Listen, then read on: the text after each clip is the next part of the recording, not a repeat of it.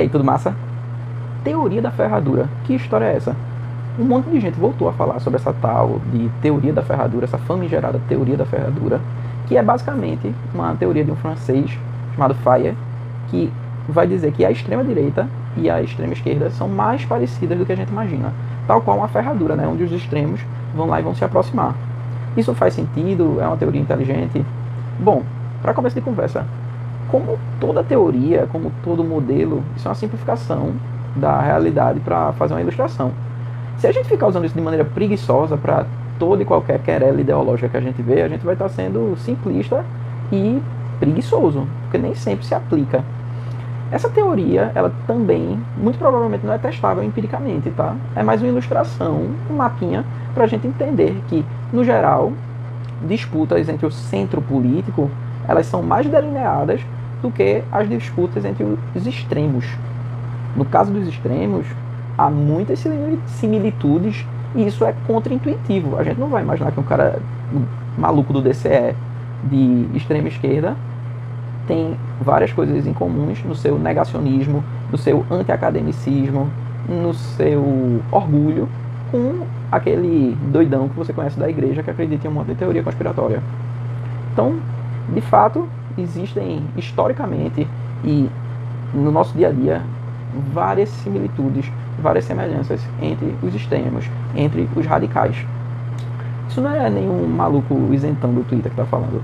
Tanto tem as pesquisas de Fayet, que é francês, como eu disse, como tem também livros, um do ganhador do Prêmio Nobel de Economia, em 1974, se eu não me engano, Hayek.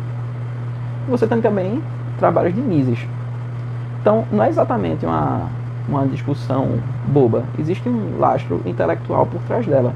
E aí cabe a gente ver em que caso vale a pena ou não a gente usar esse arsenal teórico da teoria da ferradura.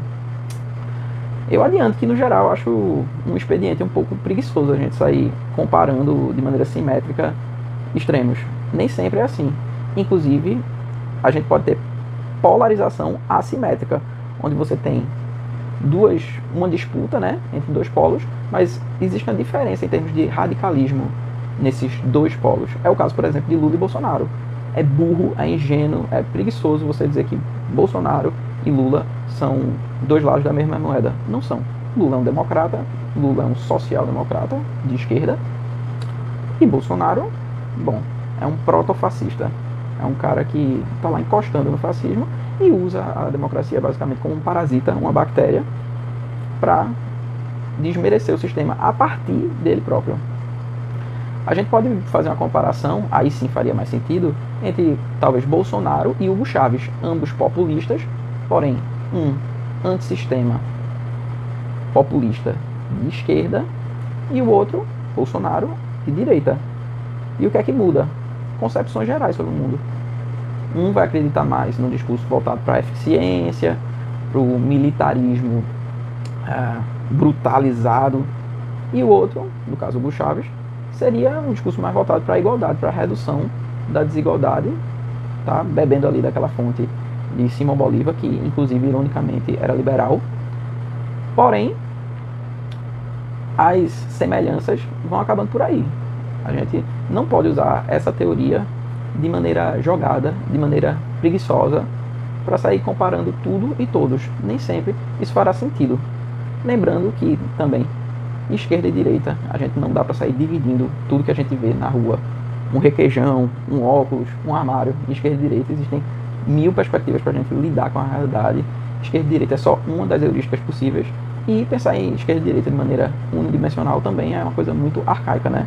A gente pode pensar em maneira bidimensional e até tridimensional, com várias outras dimensões que perpassam essa discussão, que não se resume a mais ou menos Estado apenas, mas a eficiência, competição, igualdade, redução das assimetrias sociais, enfim, tem muita coisa em jogo. Então é isso, use com moderação essa coisa de teoria da ferradura, nem sempre vai fazer sentido, nem sempre vai soar tão inteligente como você pensa que vai soar, e eu mesmo já fiz várias comparações dessa de teoria da ferradura na minha época mais jovem, E eu acho que hoje em dia eu reveria isso, porque é interessante a gente analisar os detalhes, as matizes, né, as nuances, e quando a gente simplesmente equipara polos opostos, a gente está fazendo um exercício de super simplificação. Às vezes, porém, não deixa de ser ilustrativo, né, a gente pontuar as semelhanças, né, como por exemplo, você pegar Stalin e Hitler, tem muita semelhança. Com isso eu estou dizendo que é igual? Não, de maneira alguma. Então é isso, pessoal. Espero que vocês tenham achado interessante e compartilhe isso. Me ajudou a entender melhor esse termo que está sendo mobilizado no debate público, sem que ninguém explique de onde vem e quais as limitações.